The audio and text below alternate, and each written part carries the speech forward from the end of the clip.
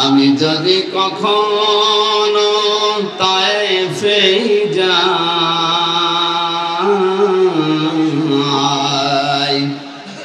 বলবো মাটিকে ডেকে নবীজির খুন চরল কোথায়। বলে দাও তাই আজ আমাকে প্রতিশোধের দাবানল জ্বালাবো হেথায়। বালাগাল উলা বিকামালিহি কাশাফাত দুজা বিজামালিহি হাসনাত জামিউ খাসালিহি সাল্লু আলাইহি। হোনায় ফুল তো বুলবুল का तरन्नुम भी न हो, जमदह में कलियों का तबस्सुम भी न हो। बलगल उला बिकमालिही कशफत दुजा बिजमालिही हसनत जमीउ खिसालिही सल्लु अलैहि वालिहि। अल्लाहुम्मा आमीन। रब्बना ज़लमना अनफुसना व इन लम तगफिर लना व तरहमना लनकूनन्ना मिनल खासिरिन। रब्बुल आलामीन, চাঁদপুর জেলার হাজীগঞ্জ থানার দিকে তাকাও। হাজার হাজার বান্দা বান্দি নিয়ে গভীর রজনীতে আমরা কোরআন শোনার জন্য হাত তুলেছি। মেহেরবানি করে আজকের আয়োজন কবুল করে নাও। সওয়াব যদি দিয়েই থাকো, কিয়ামতে যিনি সুপারিশ করে জান্নাতে নিয়ে যাবে ওই নবীর রওজায় পৌঁছিয়ে দাও। তাম দুনিয়ার মাটির নিচে যারা ঈমান নিয়ে ঘুমিয়ে আছে এদেরকে মাফ করে দাও। মা বাপ যার হারিয়ে ফেলেছি আল্লাহ তুমি আমাদের হাতের ওসিলায় মা বাপকে ক্ষমা করে দাও। ইয়া রব করম তো আগার করে ও বাত দে জুবান কো জো দিল पर असर करे। रब्बना तक़ब्बल मिन्ना इन्नका अंतस समीउल अलीम व तुब अलैना इन्नका अंतात तव्वाबुर रहीम। सुब्हान रब्बिका रब्बिल इज्जति अम्मा यसिफून व सलामुन अलल मुरसलीन वल्हम्दुलिल्लाहि रब्बिल आलामीन। আলহামদুলিল্লাহ। চাঁদপুর জেলার হাজীগঞ্জ থানার অন্তর্গত অলিপুর সিদ্দিকিয়া হাফেজিয়া মাদ্রাসা ও এলাকাবাসীর উদ্যোগে 2 দিন ব্যাপী ঐতিহাসিক তাফসীরুল কোরআন মাহফিলের সমাপনী রজনীর স্বনামধন্য সভাপতি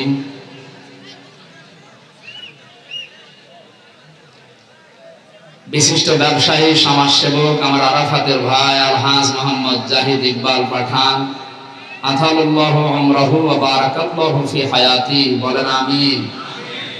মাহফিলের প্রধান অতিথি শাইখুল মাশায়েখ সাবেক প্যানেল চেয়ারম্যান চাঁদপুর জেলা পরিষদ, যুগ্ম সাধারণ সম্পাদক হাজীগঞ্জ উপজেলা আওয়ামী লীগ, বড় ভাই জনাব আলহাজ মোহাম্মদ জসিম উদ্দিন, বিশেষ অতিথি জনাব ইউসুফ প্রধানিয়া সুমন, চেয়ারম্যান 5 নম্বর হাজীগঞ্জ সদর ইউনিয়ন পরিষদ।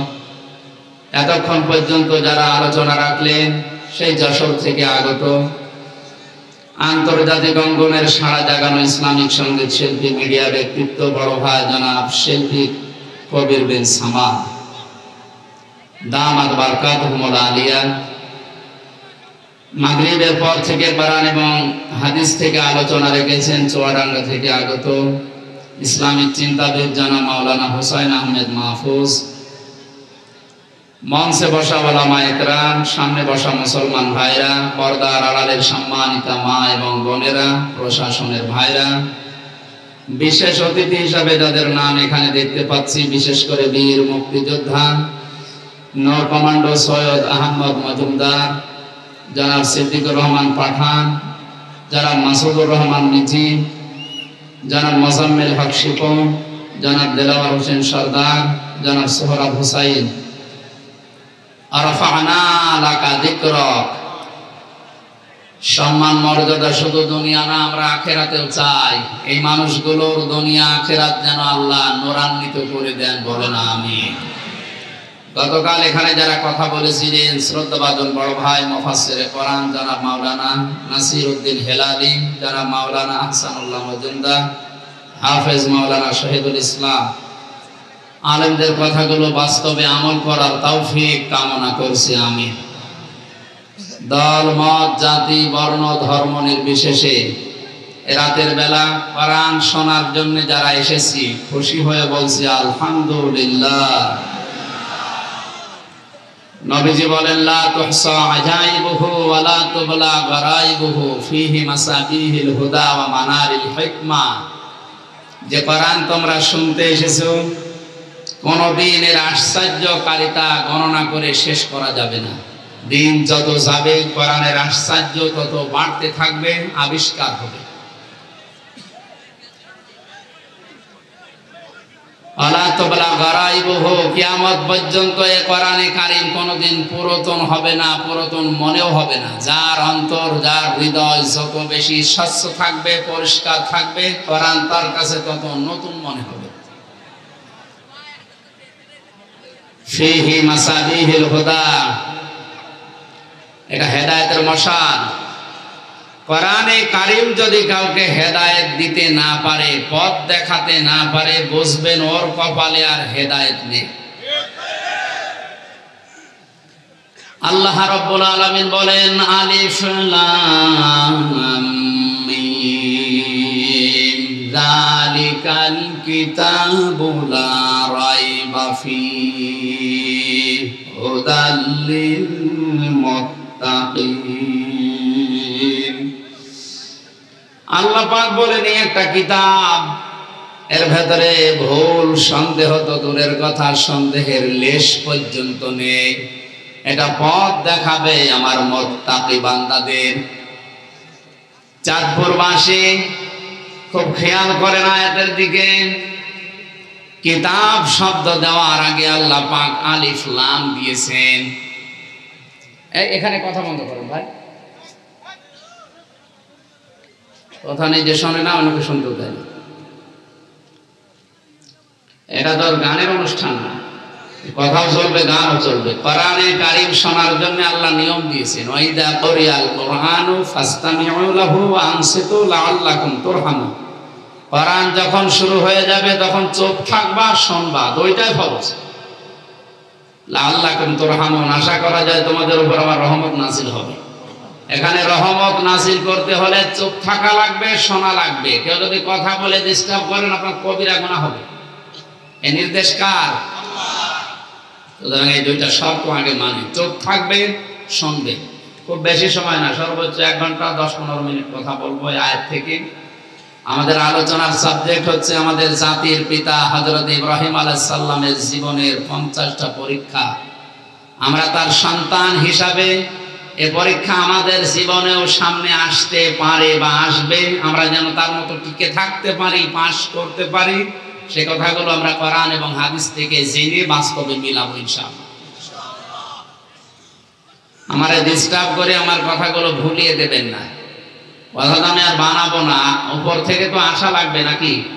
সুতরাং আমি পরিবেশ করেন, কেউ কথা বলবেন না, দাঁড়িয়ে থাকবেন না, সব বসে। কিতাবের আগে আলিফ লাম দেওয়ার কারণ, যেখানে অনেক আলেম বসে আছে, কারণ এই হাজীগঞ্জ কামিল মাদ্রাসা মুহাদ্দিস আবু নসর আশরাফি ভাই সহ হাজারো আলেম এখানে তৈরি হচ্ছে। এই চাঁদপুরের জন্য এটা একটা নিয়ামত। স্টেজে অনেক আলেম বসে আছে। আলিফ লাম 4 প্রকার, তার ভেতরে এইটা নির্দিষ্ট করার জন্য এই আলিফ লাম কিতাবের আগে আল্লাহ দিয়েছেন। পুরা কোরআনে কারীমের নাম আমি তাফসীরে ফি জিলালিল কোরআনে পেয়েছি প্রায় 55টার উপরে। ব্যাপকভাবে প্রসারিত হয় তামাম দুনিয়াতে 5টা নাম। 1 নম্বরে কোরআনে কারীম, 2 নম্বরে কোরআনের নাম হচ্ছে আল ফুরকান, 3 নম্বরে কোরআনের নাম আজ-জিকির, 4 নম্বরে কোরআনের নাম আশ-শিফা, 5 নম্বরে কোরআনের নাম হচ্ছে আল কিতাব। আল্লাহ পাক আল কিতাব দিয়ে কোরআনে কারীমকে ইঙ্গিত করে জানিয়েছে একটাই মাত্র কিতাব, যার ভেতরে ভুল নেই, সন্দেহ নেই, কিয়ামত হয়ে যাবে তাও এর ভেতরে কেউ ভুল বের করতে পারবে না। এই চ্যালেঞ্জ দিয়েছেন কে? আল্লাহ। ১৫০০ বছরে আজ পর্যন্ত এই চ্যালেঞ্জের মোকাবেলা কেউ করতে কিয়ামত পর্যন্ত পারবেও না, কারণ এই চ্যালেঞ্জ আমির হামজার না, এই চ্যালেঞ্জ কার? কেন আল্লাহ আলিফ লাম দিয়েছেন এটা বলার জন্য বলছিলাম। বিশেষ করে যারা আলেম আছেন তাদেরকে ইঙ্গিত করছে, একটু খেয়াল করেন। দুনিয়াতে একটাই মাত্র কিতাব আল্লাহ এখন পাঠিয়েছেন, কিয়ামত পর্যন্ত আর আসবে না। মানব জাতিকে পরিচালনা করার জন্য জীবন বিধান হিসাবে যা দরকার সবের ভেতরে খুলে খুলে বর্ণনা করা আছে।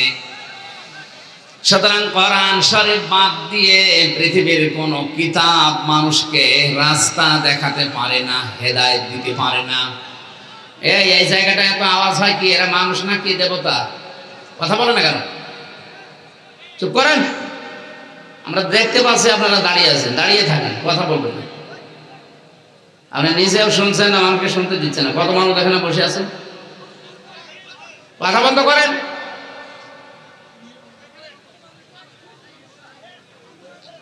এই এলাকায় শেষের মধ্যে একজন বেশি করে দেন তো। মানুষের বিবেক না থাকলে কি করা যাবে?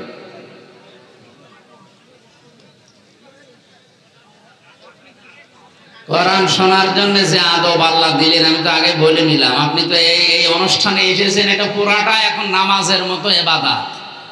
নামাজে কথা বলা যায় না, এদিকে ওদিকে তাকানো যায় না, গল্প করা যায় না, যায়? এটা যদি নামাজ মনে করে আপনি বসে থাকে, কথা বলেন কেন? ১-১.৫ ঘন্টা মনে করবেন আমি নামাজে দাঁড়িয়ে আছি। কারাগারে ৩ বছরে আমি তাহাজ্জুদের নামাজে যারা আলেম আমরা ছিলাম, আমরা যা পড়েছি ১-১.৫ ঘন্টা ২ ঘন্টা, বিশেষ করে ৩:৩০ থেকে একেবারে আসান পর্যন্ত এই কেটে যেত। বাইরে তো ১০ মিনিট নামাজে দাঁড়িয়ে থাকতে পারি না, অথচ ২.৫ পারা ১.৫ পারা করে ২ পারা করে পড়া লাগতো। মনে করবেন আমি নামাজে আছি। নিস্তব্ধ হয়ে যান, কথা বলেন কেন? চাঁদপুরবাসী, সারা বাংলাদেশের লোক আমরা জানি, নোয়াখালী, চাঁদপুর, লক্ষ্মীপুর, কুমিল্লা এই এলাকার মানুষগুলো আল্লাহ ভীরু বেশি। এটা রেকর্ড হচ্ছে, কালকেই সারা বাংলাদেশ ছড়াবে। আপনাদের আচরণ যদি এই দেখে, কি বদনাম হবে না? নিজেদের বদনাম নিজেরা করবেন। কথা বন্ধ করো ভাই। কিতাবের আগে আলিফ লাম দিয়ে আল্লাহ এই ঘোষণাই দিয়েছেন, দুনিয়ায় একটাই কিতাব এখন আছে, কিয়ামত পর্যন্ত এটা থাকবে, যেটা মানুষকে হেদায়েত দিতে পারে। আয়াতের ব্যাখ্যায় আমি হাদিস পেয়েছি, নবীজি বলেন, মানিত্তাবাআল হুদা বিগাইরিল কুরআন আদাল্লাহুল্লাহ। তিরমিজি শরীফের হাদিস। এক একটা কথার ওজনে দুনিয়ার চাইতেও বেশি। আল্লাহর নবী বলেন, কোরআন বাদ দিয়ে পৃথিবীর কোন মানুষ যদি ভালো হওয়ার নিয়তে হেদায়েত পাওয়ার জন্য দুনিয়ার কোন জায়গায় যায় যেখানে কোরআন নেই, এরকম কোন জায়গায় ওর মন ছিল ভালো হওয়ার, কিন্তু আল্লাহ দায়িত্ব নিয়ে ওকে গোমরা বানিয়ে দেবে। আপনি টের পাচ্ছেন কি বললাম? আলেমরা হয়তো টের পেয়েছে। শব্দের দিকে খেয়াল করেন, আদাল্লাহুল্লাহ শব্দটা যদি দল্লা ইয়াদিল্লু নবীজি দিতেন তাও তো অর্থ হয়ে যেত। তাহলে বাংলা অর্থ দ্বারা তো আপনি নিজেই নিজেকে পথ ভ্রান্ত করে ফেলেছেন। কিন্তু আদাল্লাহ শব্দটা বাবে ইফআল থেকে আসার কারণে আদাল্লা ইয়াদিল্লু বাংলা অর্থ দাঁড়িয়েছে, আপনি হয়তো ভালো হওয়ার নিয়ত নিয়ে কোনো জায়গায় গিয়েছিলেন, কিন্তু কোরআনে কারিমের কর্মসূচি সেখানে ছিল না, কোরআনের নিয়ম নীতি পদ্ধতি ওই জায়গায় চলে না। এই জন্য আল্লাহ নিজে দায়িত্ব নিয়ে আপনাকে গোমরা বানিয়ে দেবে। চাঁদপুরবাসী কথার লোড কত, ওজন কত আপনি টের পাননি এখনো। আপনার নিয়ত ভালো, কিন্তু কোরআন সেখানে ছিল না, এজন্য আল্লাহ দায়িত্ব নিয়ে আপনাকে আরো খারাপ বানিয়ে দেবে। চিন্তা করেন, হেদায়েত দেওয়ার মালিক হামজা? আসতে বলেন কে? একচ্ছত্র মালিকানা আল্লাহ। আল্লাহ নবীকেও দেননি। বিশ্ব নবীকে যদি আল্লাহ হেদায়েতের মালিক বানিয়ে দিতেন, তাহলে তার আত্মীয় স্বজন, চাচা ভাতিজা যারা আছে তাদেরকে তিনি দিয়ে দিতেন, আমাদের পর্যন্ত আসতো না।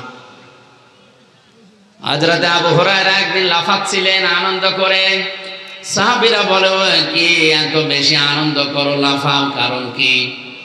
হযরত আবু হুরায়রা বলেন, এই মাত্র কোরআনে কারীমের আয়াত নাযিল হয়েছে যে হেদায়েতের একচ্ছত্র মালিকানা আল্লাহ, আর এটা কোন নবীর হাতে, ফেরেশতার হাতেও আল্লাহ দেননি। আমি আনন্দ করি এই কারণে, আমি তো নবীজির আত্মীয় না।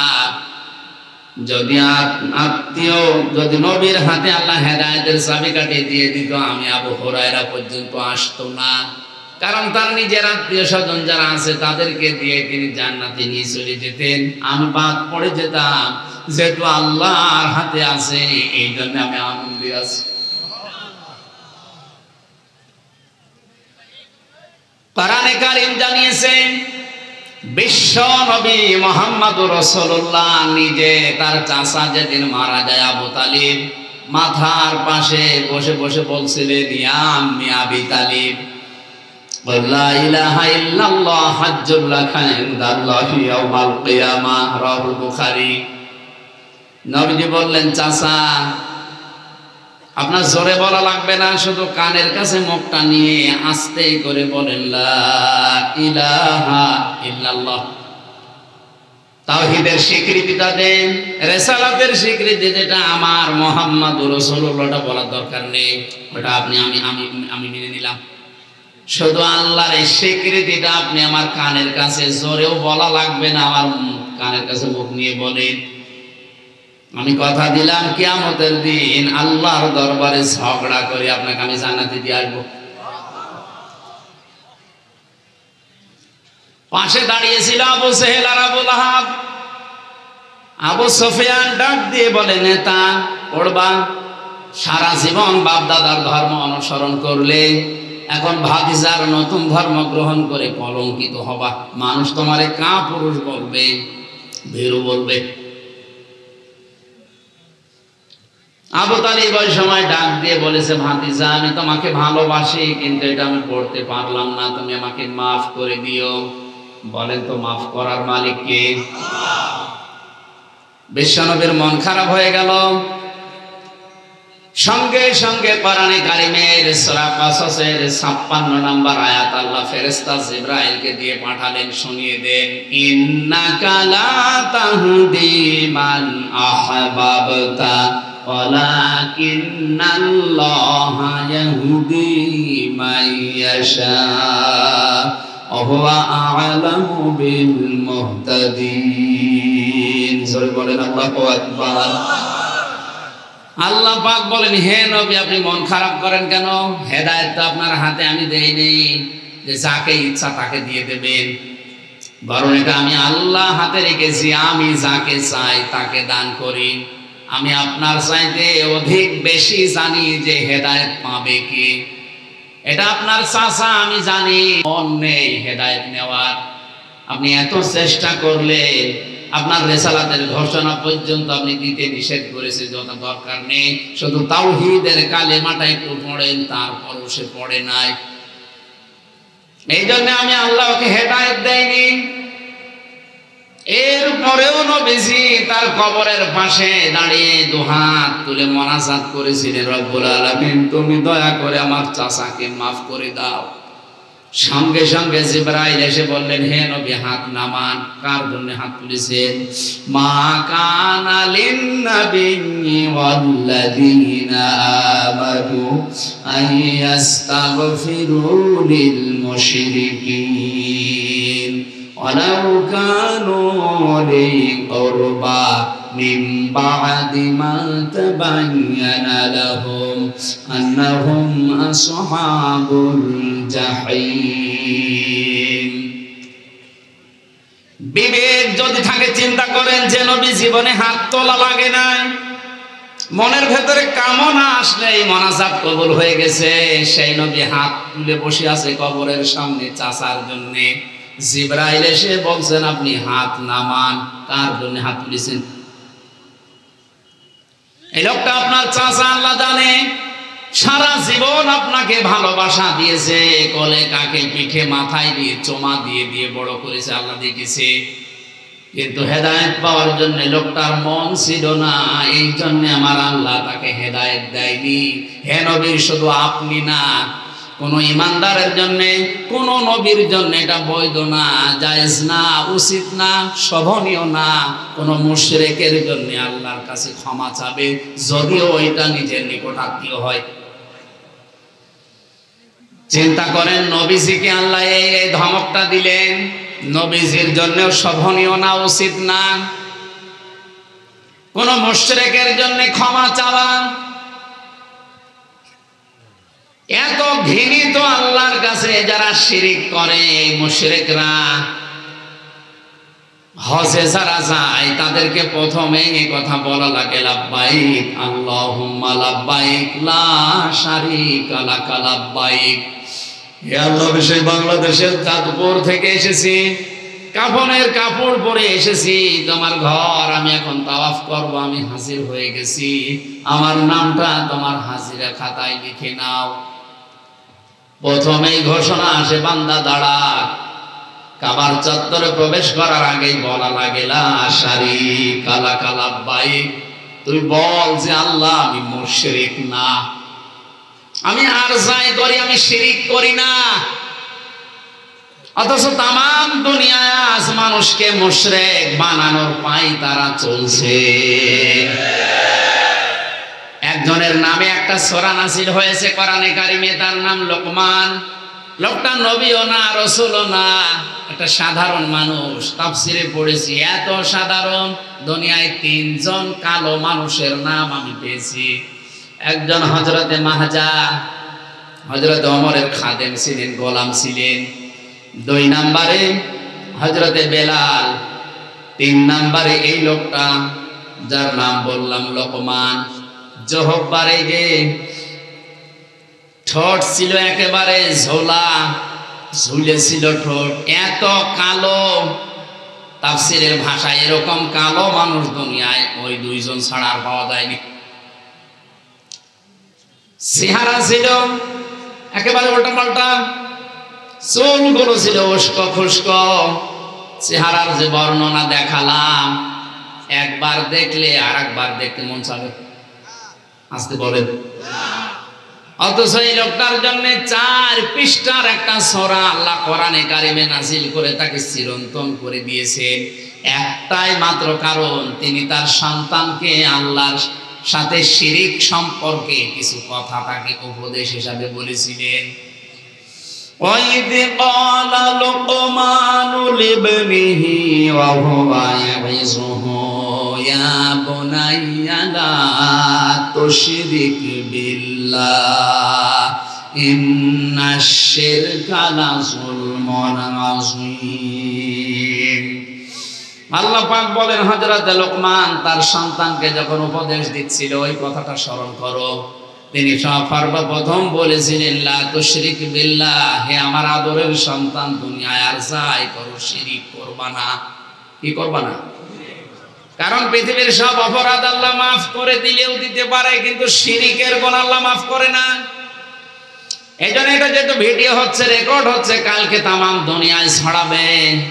আমার সামনে এখন মাত্র 50,000 মানুষ না, 750 কোটির উপরে মানুষ আমার সামনে বসে আছে। সবাইকে উদ্দেশ্য করে বলছি, আপনি আর যাই করেন শিরিক করবেন না। এত রাগ হয় আল্লাহর শিরিক করলে।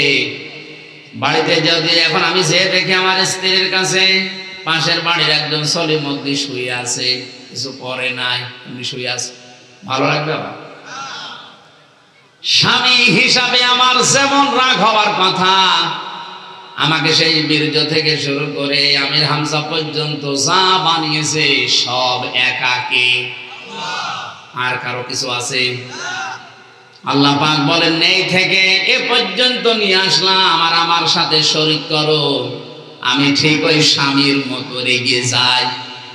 স্বামী যেমন কাছে কিছু পেলে স্ত্রীকে টুকরা টুকরা করে ফেলবে, ওই সময় আমারও মন চায় আমার নাম হালিম, সহনশীল, ধৈর্যশীল, এজন্য করে কিছু বলি না।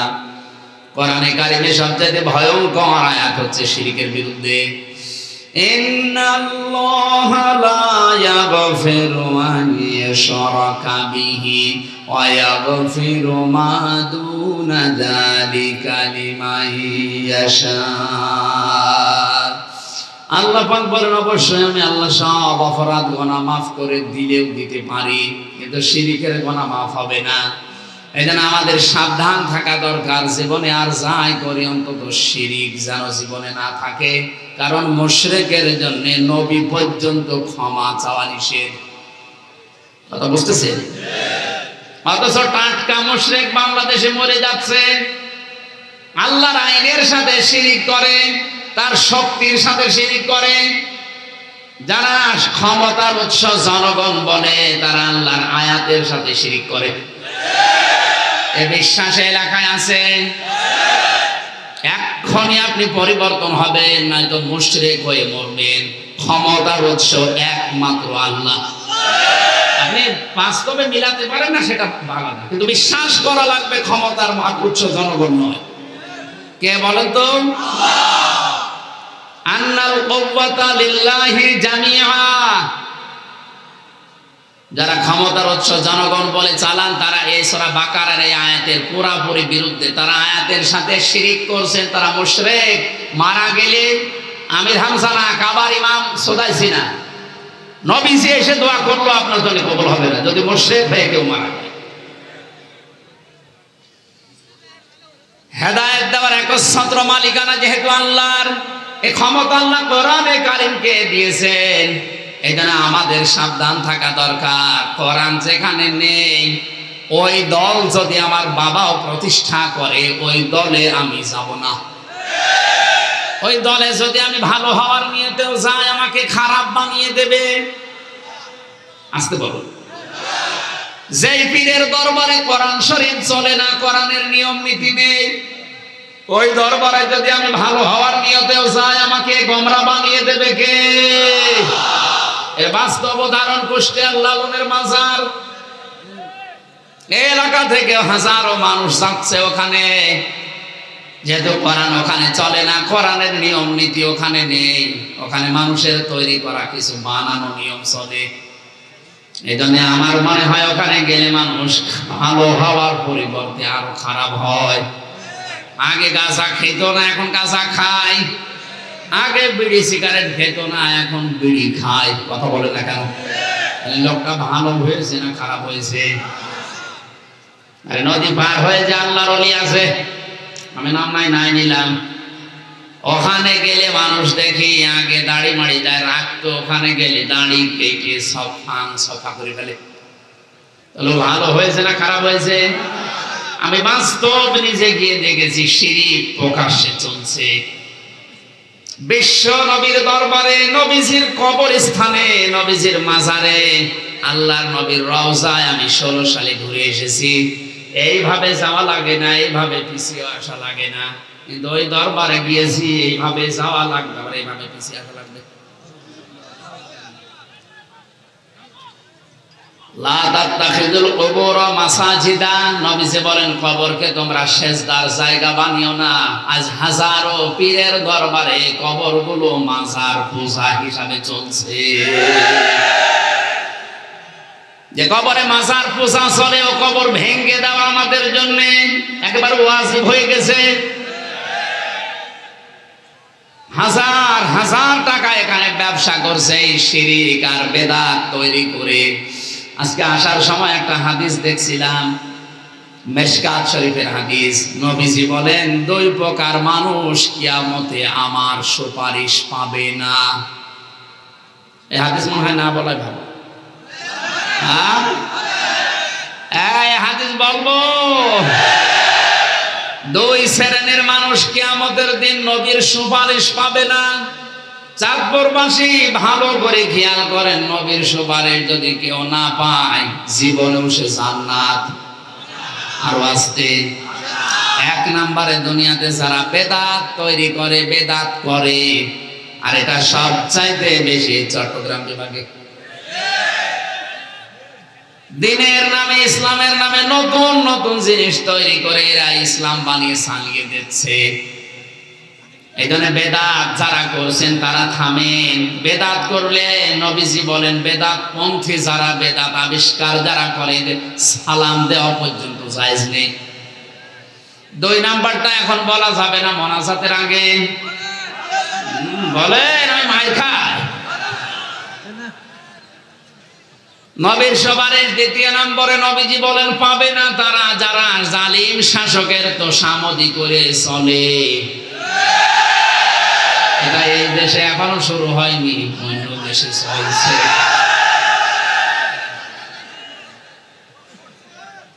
জালিমদের তোষামদি করে যারা চলবে এরা নবীর সুপারিশ। আজকে হাসিগঞ্জের জামে মসজিদে গিয়ে যদি দেখেন ইমাম সাহেব দাড়ি গোঁফ কেটে একেবারে সফা করে ফেলেছে, আপনি নামাজ পড়তে যাবেন, কি বলবেন হুজুর আপনি দাড়ি কাটলেন কেন?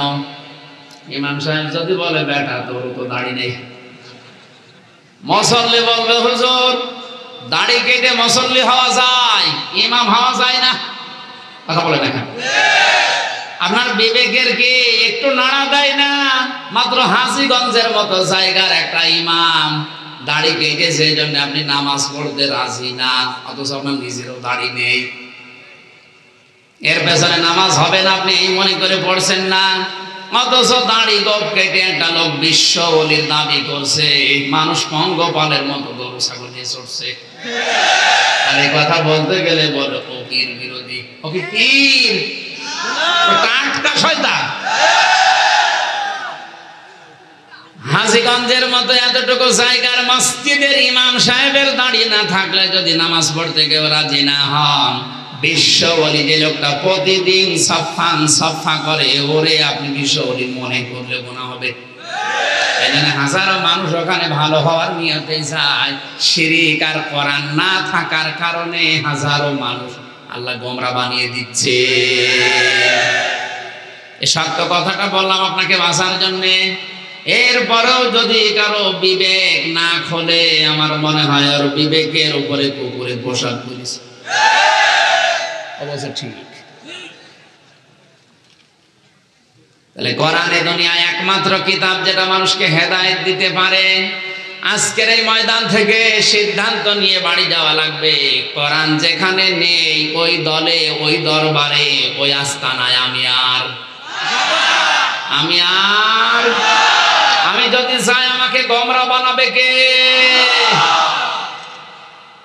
এরপরেও যদি আপনি যান, এবার যান, আপনি কোথায় যাবেন যান। আমার মনে হয় ওয়াজ হয়ে গেছে না, মানে আবার কি ওয়াজ করব? এই কথাটা যদি বুঝে এখন প্র্যাকটিক্যাল লাইফে আপনি সেট করতে পারেন, এটাই তো ওয়াজ হয়ে গেছে। এই হাদিসটা যদি কেউ মেনে নিতে পারে মনে প্রাণে, যে কোরআন যেখানে নেই ওখানে গেলে আল্লাহ তাকে গোমরা বানিয়ে দেয়, এই বাংলাদেশে কোরআন ছাড়া অন্য কোন দল এদেশে চলবে না। আল্লাহ আমাদের বোঝার তৌফিক দিন, বলেন আমিন। দরুদ আর সালাম পাঠ করছি আমাদের নবী, মানবতার মহান শিক্ষক মুহাম্মদ রাসূলুল্লাহ সাল্লাল্লাহু আলাইহি সাল্লামের প্রতি। কোরআনে কারীম থেকে মাত্র একটা আয়াত পড়েছি, সূরা বাকারা আয়াত নাম্বার 124। 286টা আয়াত আছে সূরাতে, 40টা রুকু আছে। মাত্র একটা আয়াতে কত কথা আছে আপনি একটু হিসাব করে করে দেখবেন। পুরা কোরআনে আল্লাহ কত কিছু দিয়েছে, আপনার মাথা এলোমেলো হয়ে যাবে। জবান করে কোরআনে কারীমের তাফসীরুল কোরআন মাহফিল, তাফসীর আকারে কথা শোনার জন্য পড়েন। আউযু বিল্লাহি মিনাশ শাইতানির রাজিম। বিসমিল্লাহির রহমানির রহিম।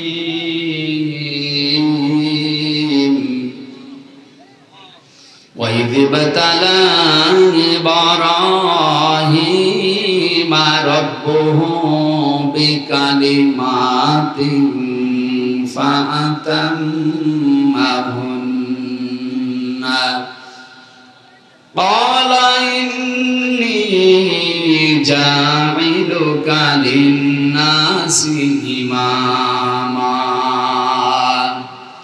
قال ومن ذريتي قال لا ينال عهد الظالمين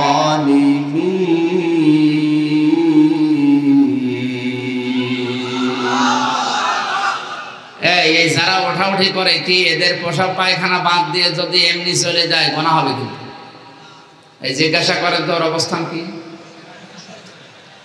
না আমি হাসির খোরাকে দেই আপনি যদি ভালো লাগছে না এই বলে চলে যান আপনার কিন্তু গুনাহ হবে জরুরত থাকলে যেতে পারেন এমনিতেই উঠবেন না ভাই সওয়াব নেকি কামাই করতে এসে যদি গুনাহ হয়ে যায় আপনার না আসায় ভালো ছিল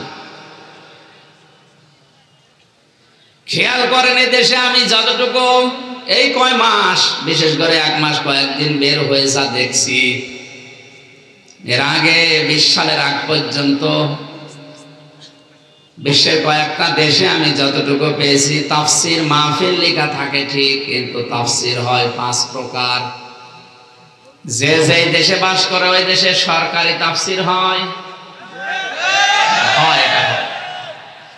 বেসরকারি তাফসীর হয় খানকার তাফসীর হয়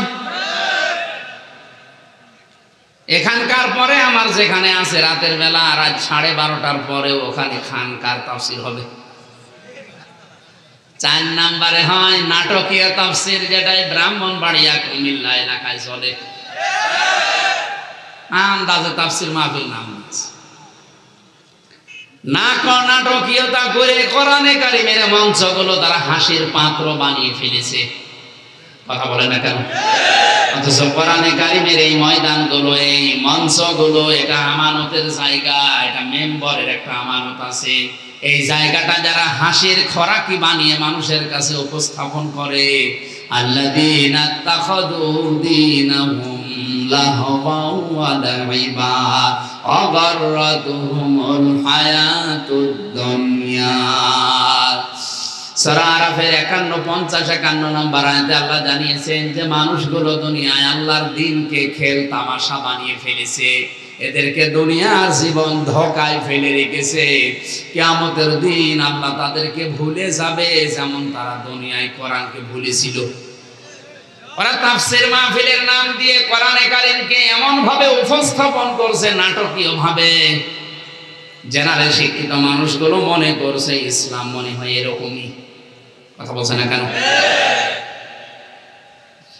এখানে তাদের আহ্বান জানাবো আপনারা এই মঞ্চের যে আমানত আছে এই মেম্বারের যে আমানত আছে এগুলো ঠিক রাখেন দুনিয়ার স্বার্থে মত্ত হয়ে এই ময়দানটা কলুষিত করবেন না 5 নম্বরে হয় দরকারি তাফসীর কোরআনিক তাফসীর যেটা বাংলাদেশ ভারত পাকিস্তানে খুব কম কথা বলে না কেন আমাদের উপরে যায় আসুক না কেন আমরা কোরআনে কারিমিক তাফসীর যেটা দরকারি যেটা ওইটা করব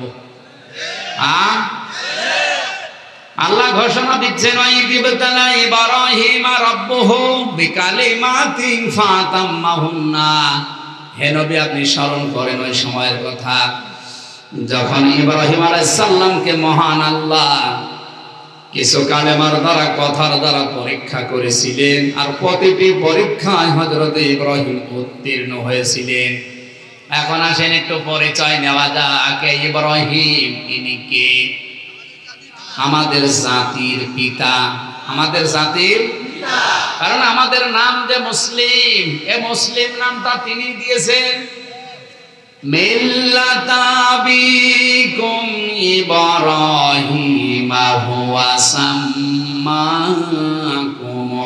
মুসলিমিন আল্লাহ পাক বলেন জাতির পিতা হিসাবে আমি একজনকে ঘোষণা করলাম তার নাম ইব্রাহিম আর তিনি তোমাদের নাম রেখেছেন মুসলমান আমাদের নাম মুসলিম মুসলিম জাতিয়ে জাতিয়ে নাম দিয়েছে কে হুয়ার ফাইল এখানে দুইটা আল্লাহ হতে পারে ইব্রাহিম আলাইহিস সালাম হতে পারে ইবনে কাসির বর্ণনা করেন এটা ইব্রাহিম আলাইহিস সালামই বেশি তিনি আমাদের নাম মুসলিম দিয়েছেন সুতরাং মুসলমান দাবি করার পরেও যারা ইব্রাহিম আলাইহিস সালামের সন্তান হিসাবে নিজেকে পরিচয় দেন না, আমি বাকিটা বললাম না, বাবার পরিচয় যদি কেউ দিতে না চায় ওটা কি?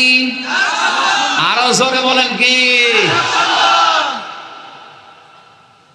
আশা করছেন নিচে নামা লাগবে না, মরণ পর্যন্ত এটা মনে রাখবেন আমি মুসলিম, আমার এই নামটা আমার বাবা দিয়েছে।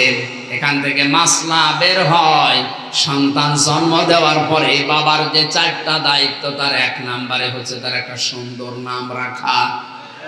এখানে কত বাবা বসে আছে সন্তানের রাখে, শয়তান পর্যন্ত হাসে, একই নাম রেখে দিয়েছে বল্টু, নাম। কিয়ামতের ময়দানে প্রতিটি মানুষকে আল্লাহ তার বাবার সাথে নাম ধরে ডাকবে। হামজা বিন রিয়াজ, আজ অনেক মহিলা তাদের স্বামীর সাথে নাম মিলিয়ে রাখে। আমার ম্যাডামের নাম তামান্না, আমার নাম আমির হামজা, উনি যদি তামান্না আমির লেখে না, এটা বৈধ না, ওনাকে লেখা লাগবে ওনার বাবার নামের সাথে তামান্না সুলতানা, আমার বাবার নাম সুলতান। কারণ আমার স্বামীর সাথে সংসার যদি ভেঙে যায়, আজকেই যদি তালাক হয়ে যায়, কালকে ওর মুখ দেখা আমার জন্য আর জায়েজ। কিন্তু বাবার সাথে তালাক হওয়ার সম্ভাবনা আছে, বলেন বলেন। এজন্য বাবার যে 4টা দায়িত্ব, তার 1 নম্বরে দায়িত্ব হচ্ছে তার সন্তান নাম রাখা, 7 দিনে আকিকা করা, এটা সুন্নাত। কেউ যদি না পারে 10 দিনে 21 দিনে, এরপরে যতদিন পারেন করবেন, আদায় হবে, কিন্তু সুন্নাত হচ্ছে 7 দিনে। আমি বোঝাতে পেরেছি? 3 নম্বরে তাকে দ্বীনের জ্ঞান শিক্ষা দেওয়া লাগবে, এটা বাবা মার দায়িত্ব। দ্বীনের জ্ঞান শুরু হয় যার নাম নিয়ে, তার নাম বলেন তো। আমি এখানে একটা তথ্য বলবো, যারা জ্ঞানী মানুষ আছেন খেয়াল করবেন। নবীজির বয়স যখন 40 বছর, বিশ্ব নবীকে ফেরেশতা জিবরাইল ওই পাহাড়ে হেরা গুহায় 3 বার বুকে ধরে চাপ দিয়েছিলেন যে পড়েন পড়েন পড়েন। নবীজি বললেন মা না বেকারি, আমি পড়তে পারবো না। কথা বলেন এখন। 4বার যখন তিনি বলেছেন ইকরা বিসমি রাব্বিকাল্লাযী খালাক, বিশ্ব নবী এবার 5টা আয়াত জিবরাইলের সাথে পড়েছিলেন, না পড়েন নাই? একবারও কি আপনার বিবেকের কাছে কথাটা আসে না যে কেন এবার পড়লেন? বিশ্ব নবী ওই সময় জিজ্ঞাসা করেছিলেন, ভাই জিবরাইল, তুমি এতক্ষণ কেন বললে না যে বিসমি রাব্বিকাল্লাযী খালাক, পড়া লাগবে আমার রবের নামে? এতক্ষণ খালি বলছিলেন পড়ো, কি পড়বো, কার নামে পড়বো? আমি তো আল্লাহর নাম ছাড়া, আমার রবের নাম ছাড়া পড়তে পারবো না। সুতরাং শিক্ষা ব্যবস্থায় বাংলাদেশে যারা দায়িত্বে আছেন, 96% মুসলমান এখানে বাস করে, আল্লাহ বাদে কারো নামে আমরা পড়তে চাই না।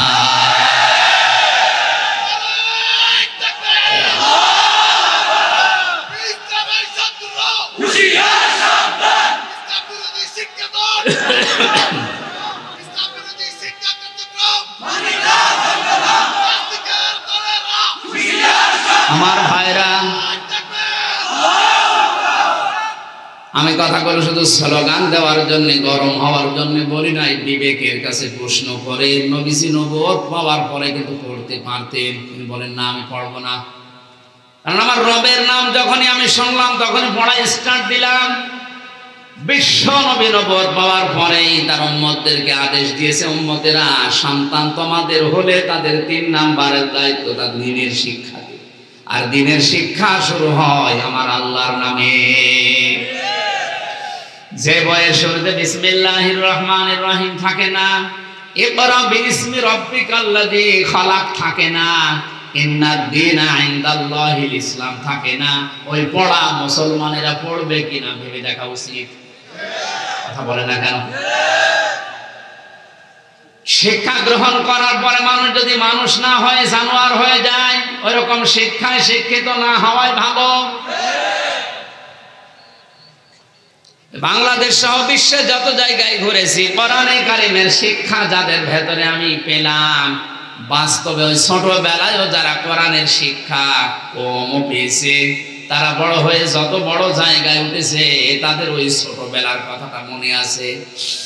ঝিনাইদহ জেলার টিয়নো, ওই 20 সালের আগে আমি এক বাড়িতে খেতে গেলাম, যে দেখি চা দিয়েছে, পিরিচ নেই, শুধু কাপ।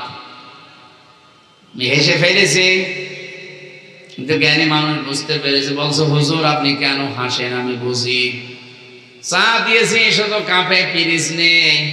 পিরিচ দিয়েছিল কিন্তু ভাঙা, এই কারণে আপনি হাসেন। আপনি হয়তো জানেন না, গতকালকে আমি যদি এই সোমবার গেল, গতকালকে যদি একটা ফাইলে সই করতাম, 5 লাখ টাকা আমার হাতে দিয়ে গিয়েছিল। কিন্তু ছোটবেলায় আমি কোরআনে কারিম পড়েছিলাম যে ঘুষ খাওয়া যাবে না। ওই আয়াত আমার সামনে সব সময় এসে দাঁড়িয়ে বলেছে, যত কঠিন পরিস্থিতি হোক ঘুষ খাওয়া যাবে না। এরকম পিরিচ একটা না, 1000টা পিরিচ আজকে আমি কিনতে পারতাম। বলেন তো, কোরআনের শিক্ষা থাকার কারণে লোকটা মানুষ হয়েছে না জানোয়ার?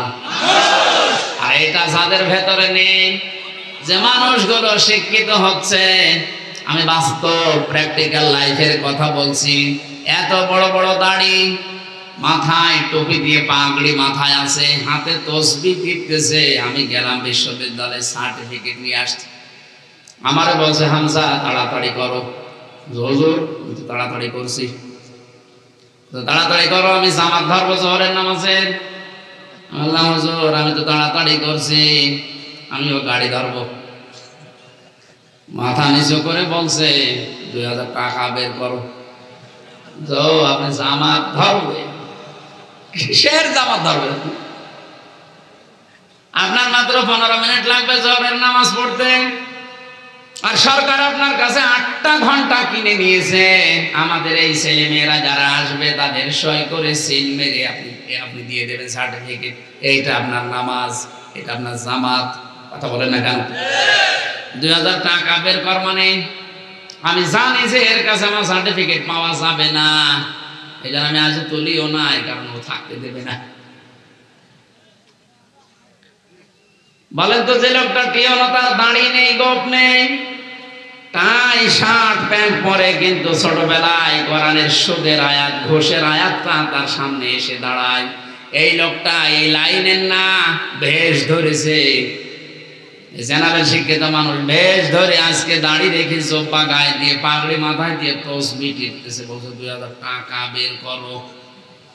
তাহলে এও তো শিক্ষিত, ওইটাও শিক্ষিত।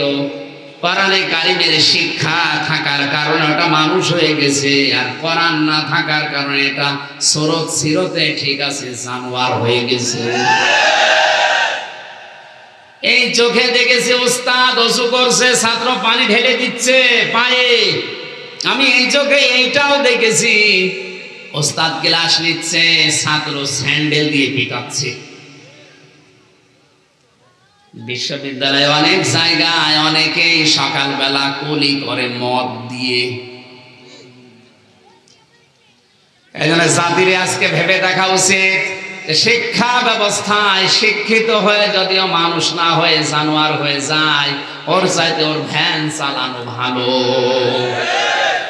নবীজি নবুয়ত পাওয়ার পরে কি বলেছিলেন? জিবরাইল তুমি এতক্ষণ কেন বলনি যে বিসমি রব্বিকাল্লাযী খলাক, রবের নামে পড়া লাগবে? তাহলে আমি এতক্ষণ অপেক্ষা করতাম না, কারণ রবের নামে পড়লেই মানুষ মানুষ হয়। আশা করছে আমার নিচে নামা লাগবেন, আপনি বুঝেছেন? এটা শুধু আমার একার কথা না, এদেশের 18 কোটি মানুষের মনের কথা হয়তো অনেকেই মুখ ফুটে বলতে পারে না। কথা বলে না কেন? হযরত ইব্রাহিম আলাইহিস সালাম, তাকে মহান আল্লাহ 50টা পরীক্ষা দুনিয়ায় করেছিলেন। 50টা পরীক্ষার ভেতরে আমি তার জীবনী থেকে, তাফসীর থেকে তুলেছি, ঈমান সম্পর্কে মহান আল্লাহ তাকে পরীক্ষা করেছিলেন 10টা। কয়টা? 10টা। দুনিয়ায় আমাদের অনেকের ঈমান এখন আছে না নেই? পৃথিবীর প্রতিটি জিনিস ভেঙে যাওয়ার সিস্টেম আছে, ভালো করে খেয়াল করেন। মানুষ ওযু করলে ওযু ভেঙে যায় 7টা কারণে। কয় কারণে? আরো জোরে বলেন। মানুষ নামাজ পড়তে দাঁড়িয়েছে, নামাজও ভেঙে যায় 19টা কারণে। কয় কারণে? মানুষ রোজা রাখে, রোজাও ভেঙে যায় 2 কারণে। কয় কারণে? বলেন বলেন। হজ করতে যায়, হজও নষ্ট হয়ে যায়, ভেঙে যায় 5টা কারণে। মানুষের যে ঈমান আছে, এই ঈমানও ভেঙে যায়, নষ্ট হয়ে যায় 10টা কারণে। কয় কারণে? হযরত ইব্রাহিম আলাইহিস সালামকে আল্লাহ ঈমানের পরীক্ষায় এই কারণে নিয়েছিলেন। কয়টা? আরো জোরে, জোর হলো না। 2 নম্বরে আমলের পরীক্ষা নিয়েছিলেন তাকে 30টা। কয়টা? 30টা। আমলের পরীক্ষাগুলো আমি শুধু থিওরি বলে দিচ্ছি, বাড়িতে যে দরকার আমি যদি বিস্তারিত বলতে না পারি মেলাবেন। সূরা তাওবার ভেতরে 112 নম্বর আয়াতে আছে 10টা। সূরা মুমিনে আছে, মুমিনুন 18 পারা 1 থেকে 10 নম্বরে, এখানে 10টা। সূরা আহজাবের 35 নম্বর আয়াতে আছে 10টা। এই 30টা তার জীবনে যতদিন তিনি বেঁচে ছিলেন, আমল যত করেছিলেন, 30টা পরীক্ষা তার জীবনে আমলে ছিল। 3 নম্বরে তার ফিতরাত বা স্বভাব সম্পর্কে পরীক্ষা করেছিলেন আল্লাহ 10টা। এই তথ্যগুলো মারিফুল কোরআন এবং তাফসিরে হাক্কানি থেকে আমি নিয়েছি। এবার আমরা একটা করে তাফসিরে প্রবেশ করছি। কারণ কি? আল্লাহ পাক ইব্রাহিম আলাইহিস সালামকে ঈমানের পরীক্ষা নেওয়ার যে ধারাবাহিকতায় প্রথমেই তার পরীক্ষা নিয়েছিলেন তারকা দিয়ে। কি দিয়ে? ফালাম্মা জান্না আলাইহিল লাইলু রাআ কাওকাবা ক্বালা হাযা রাব্বি ফালাম্মা ফালা ক্বালা লা উহিব্বুল আফিলিন। আমি বিস্তারিত বলার জন্য না, শুধু থিওরি গুলো বলে দিলাম। সূরা আনআম 76 নম্বর আয়াতটা বাড়ি যে দেখবেন, হযরত ইব্রাহিমকে আল্লাহ ঈমানের পরীক্ষা নেওয়া আরম্ভ করেছিলেন তারকা দেখে। উনি মনে করেছিলেন এইটা হয়তো আমার দেবতা বা আমার খোদা হবে, আমার মালিক।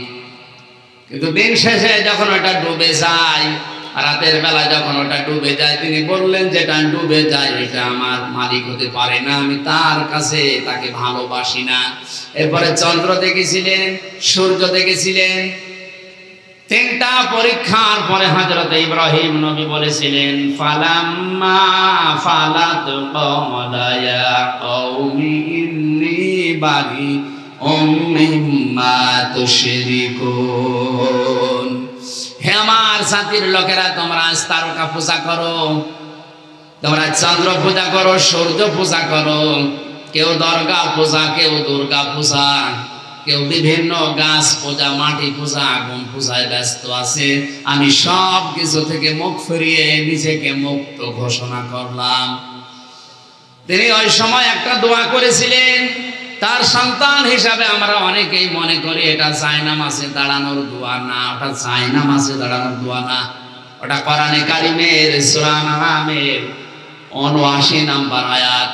জবান খুলে যারা মুখস্থ আছে পড়েন, ইন্নী ওয়াজ্জাহতু ওয়াজহিয়া লিল্লাযী ফাতারাস সামাওয়াতি ওয়াল আরদা হানিফাও ওয়া মা আনা মিনাল মুশরিকিন। হযরত ইব্রাহিম ওই সময় বলেছিলেন, হে আমার মালিক, আমি সব দিক থেকে মুখ ফিরিয়ে নিলাম, আমি আসমান জমিনের সব দিক থেকে মুখ ফিরিয়ে একনিষ্ঠ হয়ে তোমার দিকে মুখ ফিরালাম, কারণ তুমি আমাকে বানিয়েছো হানিফা। আমি একনিষ্ঠ ভাবে তোমার দিকে ঘুরে আসলাম। ওমান আমিনাল মুশরিকিন, আমি ঘোষণা দিচ্ছি আমি কিন্তু মুশরিক না। আমার প্রথম কথা ছিল আপনি আর যাই করেন শিরিক করবেন না, কারণ এটা আমাদের জাতির পিতার প্রথম শিক্ষা। তিনি ঈমানের প্রথম পরীক্ষায় বলেছিলেন আল্লাহ আমি কিন্তু মুশরিক না। জোরে বলেন আল্লাহু আকবার। ইব্রাহিমের সন্তান যারা দুনিয়ায় একদিকে গেলেও আমরা শিরিক। নবীজি বলেন তোমাকে যদি আগুনের ভেতরে কেউ ফেলে দেয়, তোমাকে যদি কেটে টুকরা টুকরা করা হয়, এরপরেও তুমি শিরিক করবা না, কারণ দুনিয়ার সব অপরাধ আল্লাহ কম বেশি মাফ করে দিলেও দিতে পারে, কিন্তু শিরিক মাফ করবে না। আমি আবার বলছি, আপনারা শিরিক থেকে বাঁচেন। শিরিক চার প্রকার: শিরিক বিল জাত, শিরিক বিল সিফাত, শিরিক বিল ইখতিয়ারা, শিরিক বিল হুকুক। এই চার প্রকারকে ভাগ ভাগ করে তাফসিরে হাদিসে আমি পেয়েছি প্রায় 72 প্রকার। শিন র কাফ এই শব্দটা এত বিস্তারিত, এত বেশি কথা এর ভেতরে আল্লাহ পাক লুকিয়ে রেখেছে। কেউ যদি শিরিক নিয়ে আলোচনা করে রাত শেষ হয়ে যাবে, তাও শিরিক শেষ হবে না। অথচ এই সূক্ষ্ম সূক্ষ্ম বিষয়গুলো আমাদের ভেতরে অনেকে ভর করে বসে আছে। আমরা শিরিক থেকে বাঁচার জন্য, শিরিক কি, কত প্রকার, কেন শিরিক হচ্ছে, এই বইটা বাজারে পাওয়া যায়, কিনে নেবেন। আমার সবগুলো পয়েন্ট হয়তো মনে নেই, এই জন্য অল্প কিছু বললাম। হযরত ইব্রাহিম আলাইহিস সালাম ঈমানের প্রথম পরীক্ষায় তিনি পাশ করেছিলেন, আল্লাহকে তিনি নিজে খুঁজে বের করেছিলেন। আর আমরা তার সন্তান, আমাদের চোখে আঙ্গুল দিয়ে দেখিয়ে দেওয়ার পরেও আমরা পাইতে চাই না। কথা বলা লাগবে। আলেমরা আজ অনেকে জীবনের উপরে রিস্ক নিয়ে জাতির পিতা ইব্রাহিম আলাইহিস সালামকে যে পরীক্ষাগুলো আল্লাহ করেছিলেন, তিনি নিজে খোঁজ করে করে বের করেছিলেন। আর আমরা আপনাদের চোখে আঙ্গুল দিয়ে হাতে কলমে দেখিয়ে দেওয়ার পরও আপনি ফিরে আসতে চান না। দ্বিতীয় পরীক্ষা করেছিলেন আমার আল্লাহ, তাকে বাধা দিয়েছিলেন। ঈমানের উপরে টিকে থাকতে গেলে যে বাধা আসে, আমাদের জাতির পিতায় বাধা পেয়েছেন না পান নাই? সর্বপ্রথম বাধা এসেছিল তার ঘর থেকে। কথা বলে না কেন? আজ ঈমানের উপরে টিকে থাকতে গেলে বাধা আসতে পারে কোন জায়গা থেকে? আসছে না অনেকে? তার বাবা বাধা দিয়েছিল ঘর থেকে, সমাজের বাধা এসেছিল, রাষ্ট্রের বাধা এসেছিল, এমনকি তাকে বনবাস পর্যন্ত দেওয়া হয়েছিল। সারা জীবন ইব্রাহিম নবীর জীবনে বিভিন্ন কায়দায় শুনেছি, কিন্তু বনবাসে যাওয়া এটা যে কত কঠিন, 3 বছর এক ঘরের ভেতরে থেকে কিছুটা হলো টের পেয়েছি। আমাদের জীবন মুক্ত জীবন, একটা মানুষকে 24 ঘন্টা যদি একটা ঘরের ভেতরে তালাবদ্ধ রেখে দেওয়া যায়, আমি যতটুকু বুঝলাম মানুষটা এমনি পাগল হয়ে যাওয়ার কথা।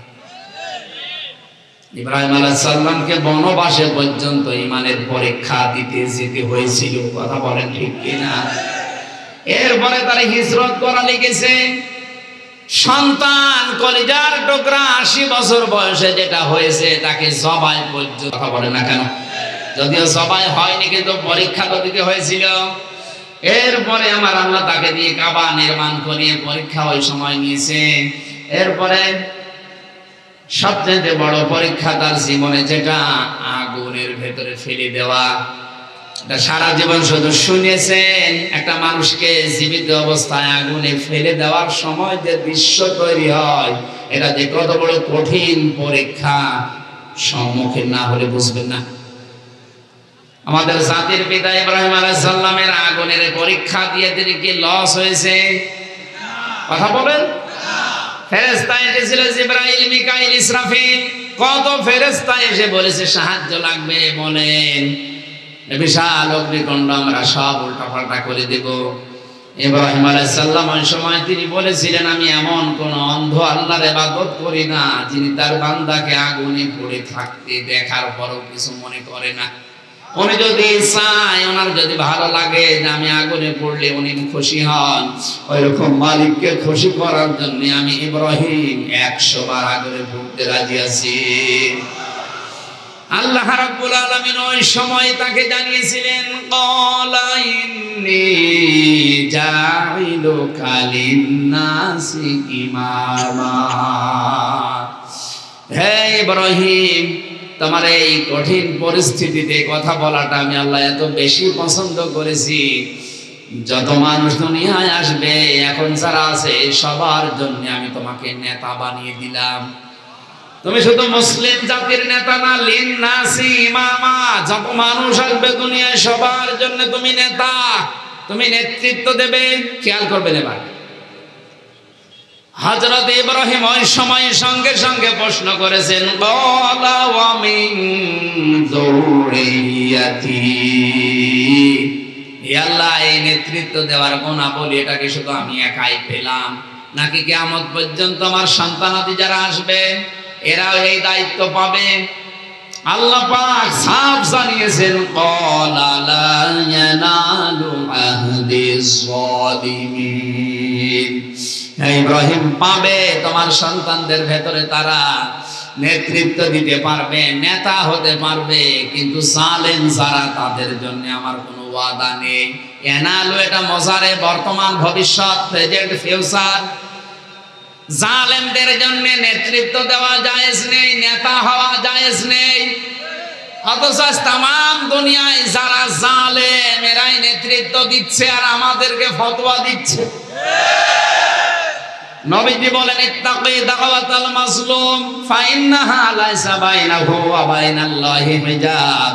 হে আমার উম্মতেরা, আর যাই করো মজলুমের বরদোয়া থেকে বেঁচে থাকবা, কারণ মজলুম যখন বরদোয়া করে তার ভেতরে আর আল্লাহর ভেতরে কোনো পর্দা থাকে না। বাংলার মানুষেরা আপনার হাতে পায়ে ধরে বলছে, 3 বছর কারাগারের জীবনে আমি যা দেখলাম, এই দেশে সব চাইতে বেশি হচ্ছে এখন জুলুম। হাজারা মানুষ এই অন্তঃপ্রকোষ্ঠে জুলুমের শিকার হয়ে বসে আছে, অথচ কিছুই জানে না। সব চাইতে ভয়ঙ্কর আয়াত আমার কাছে কোরআনে কারিমের সূরা শুরা 25 নম্বর পারা 6 নম্বর পৃষ্ঠা 13 নম্বর লাইনের 42 নম্বর আয়াতটা মনে হয়েছে। আল্লাহ পাক বলেন, ইন্নামাস সাবিলু আলাল্লাযীনা ইয়াযলিমুনান নাস ওয়া ইয়াবগুনা ফিল আরদি বিগাইরিল হক উলাইকা লাহুম আযাবুন আলীম।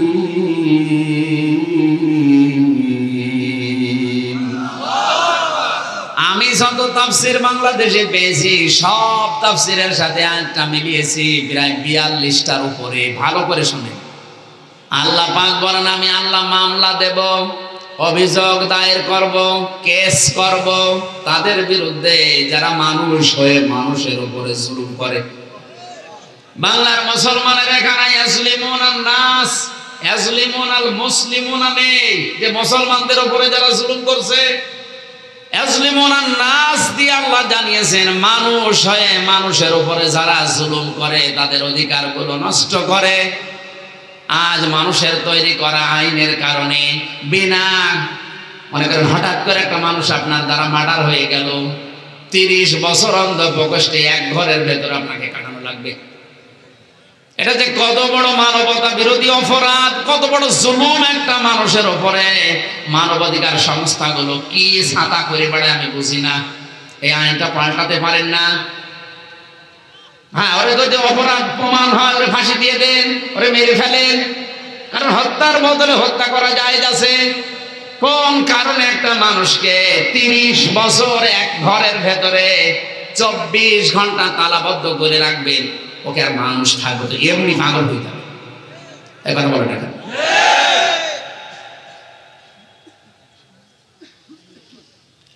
আর এই কাজটা বেশি করে যারা বউ মার্ডার করে, তাদের অধিকাংশ আমার মনে হয় 100 জনের প্রায় 30 জন তো হবে। 100 জনের 30 জন, ওখানে 10,000 মানুষ ছিলাম আমরা। 100 জনের 30 জন এই মামলার আসামি, বউ মার্ডার, শুধু বউ মার্ডার। এই জন্য ওখানে টুকে টুকে রেখেছিলাম। বাইরে এসে এই 1 মাসের ভেতরে আমি 2টা বইও করেছি, যে দাম্পত্য জীবনে কলহ এবং তার সমাধান কি দেওয়া যায়। কারণ অধিকাংশ মানুষ এই হঠাৎ করে যে কোনো কারণে রাগের মাথায় বউ মেরে ফেলেন, 30 বছর এক ঘরের ভেতরে কাটানো লাগে। আর একটা মানুষ জেলে গেলে শুধু সে নিজের জেল খাটে, তার পরিবার ধ্বংস হয়ে যায়। এক কথা বলেন না কেন? সুতরাং কোনো কারণে যেন এরকম কোনো অকারেন্স করে ফেলবেন না। এই জন্য বইটা আপনি নিয়ে যাবেন, স্ত্রীকে পড়াবেন, নিজের জন্য আর একটা নেবেন। 2টা লিখেছি, একটা পুরুষের একটা মহিলাদের। বই শেষ হয়ে গেছে, 100টা আছে, এখানে আছে। মঞ্চে থাকলে যাদের লাগে শিক্ষিত মানুষরা নিয়ে যাবেন। এটা দরকার, খুবই দরকার। আসলে বাস্তবে তো দেখে আসলাম, কি কান্নাকাটি করে একটা মানুষ, হয়তো যে কোনো কায়দায় বড়টা মেরে ফেলেছে, এখন 30 বছর এক ঘরের ভেতরে তারা থাকা। বলেন একটা মানুষের উপরে কত বড় জুলুম এটা। আপনি থেকে দেখেন তো 10 দিন একটা ঘরের ভেতর তালাবদ্ধ, এমনি পাগল হয়ে যাবে। আর 30 বছর, একে কল্পনা করা যায়? এই আইনগুলো সরকারকে বলবো আপনি পাল্টান। সে ব্রিটিশ আমলের এই আইন দিয়ে চলছে, এগুলো পাল্টালে অনেক কিছু সংশোধন করা দরকার। জেল কোর্টে অনেক নিয়ম নীতি সে ব্রিটিশে চলছে। আমার ভাইরা, এই আয়াত দিয়ে আল্লাহ প্রমাণ করেছেন আমি আল্লাহ নিজে মামলা দেব তাদের বিরুদ্ধে যারা মানুষের উপরে জুলুম করে। আপনি হিসাব করেন আল্লাহর মামলার আসামি কিনা। এই আয়াত পড়ার পরে আমার যেটা মনে হয়, বাংলাদেশে এখন হাজারো মানুষ আল্লাহর মামলার আসামি। আমি সহ অনেকে যারা নিরপরাধ ভাবে জীবন থেকে 3টা বছর, 10টা বছর, 15 বছর নষ্ট করে দিল, আপনি তো আল্লাহর মামলার আসামি। আমি নাই আপনার মামলার আসামি। আমার মামলার আয়ু একজন মাদারীপুরের, একজন বাগেরহাটের। এরা নাই আমার মামলার আয়ু, এরা মামলার বাদী। আর আপনি আমার উপরে জুলুম করে আপনি আল্লাহর মামলার। টের পাচ্ছেন কি বলছি আমি? হাজার হাজার লক্ষ লক্ষ মানুষ এই দেশে এখন বিভিন্ন কায়দায় আল্লাহর মামলার আসামি হয়ে অলরেডি বসে আছে। আল্লাহ আমাদের হেফাজত করেন, বলেন আমিন। এই জন্য জালেমদের জন্য নেতা হওয়া, নেতৃত্ব দেওয়া, রাজনীতি করা জায়েজ। আরো জোরে বলেন জায়েজ। এই আয়াত আমি বানালাম। ইব্রাহিম নবীর ফিতরাত সম্পর্কে আল্লাহ 10টা পরীক্ষা নিয়েছিলেন। আমি পেয়েছি তার মাথার ভেতরে 5টা। নবী ইব্রাহিম আলাইহিস সালাম মাথায়, নাকের ভেতরে তিনি পানি দিতেন। বিজ্ঞান এই শব্দ নিয়ে গবেষণা করে জানিয়েছে দিনে রাতে 5 থেকে 6 বার যদি কেউ নাকে পানি দেয়, সারাদিন সারা রাতে যে জার্মগুলো নাক দিয়ে প্রবেশ করে, মহান আল্লাহ নাকি পানি দেওয়ার কারণে বের করে দেয়। এরপরে কুলি করতেন তিনি, মুখের ভেতরে যে জার্মগুলো তৈরি হয় সারাদিন সারা রাতে, কুলি করলে এটা দূর করে দেয়। ইব্রাহিম আলাইহিস সালামের ফিতরাত ছিল, স্বভাব ছিল এটা। 3 নম্বরে তিনি মেসাক করতেন। 4 নম্বরে তার গোঁফ দাড়ি তিনি কাটতেন। দাড়ি কাটা জায়েজ আছে, কিন্তু 1 মুষ্টির পরে। এই যে শব্দটা কালকে বানাবো, যে প্রথমে বললাম দাড়ি কাটা জায়েজ আছে, এই পরে যে বলেছি ওইটা কেটে দেবে। কেটে ছড়াবে যে আমির হামজা বলেছে দাড়ি গোঁফ কাটা জায়েজ আছে। আমি কি ওইটা শেষ করেছি? 1 মুষ্টির পরে কাটেন, অসুবিধা নেই। যারা বিভিন্ন জায়গায় আমার নামে আমার এই খণ্ডিত বক্তব্যগুলো নিয়ে ভিডিও বানাচ্ছে, বিশেষ করে আমার এই তাহেরি ভাই, এই নোরে বাংলা নামে একজন আছে চট্টগ্রামের, আরো বিভিন্ন হুজুররা এই কাজগুলো করছেন কোন কারণে? 1.5 ঘন্টা 2 ঘন্টা বলে কথা বলি, পুরাটা তো দেন না, 1.5 মিনিট দেয়। এই যে যদি, কিন্তু, অথবা, এইগুলো বাদ। প্রথম শব্দটা দিয়ে ওরা কালকে দেখেন ভিডিও বানাবে বলে। এখানে যারা ইউটিউবার আছেন, এই যে কাট দেওয়া আছে, এগুলো ছাড়া উল্টা পাল্টা করেন না ভাই। আপনার কারণে আমার জীবন থেকে 3টা বছর গেল। আবার যদি উল্টা পাল্টা করে আমারে আটকে রেখে আপনার লাভ আছে?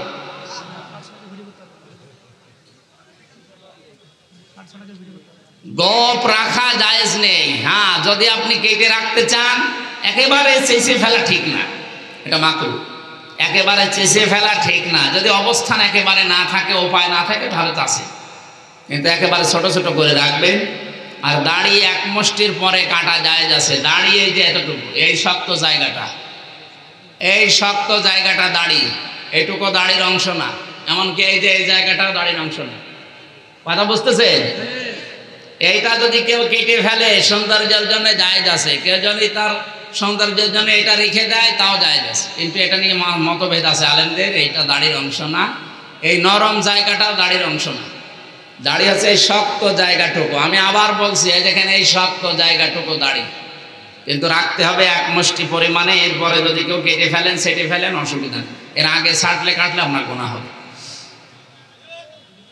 এরপরে তিনি তেল ব্যবহার করতেন মাথায়, শরীরে।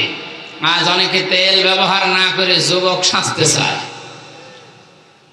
আমি অনেকগুলো কথা এখানে ছিল, বলতে পারলাম না। এই বয়স্ক এবং বাচ্চারা আছে, 5টা করেছিলেন তার শরীরের, এই নাভি থেকে শুরু করে খতনা করেছিলেন।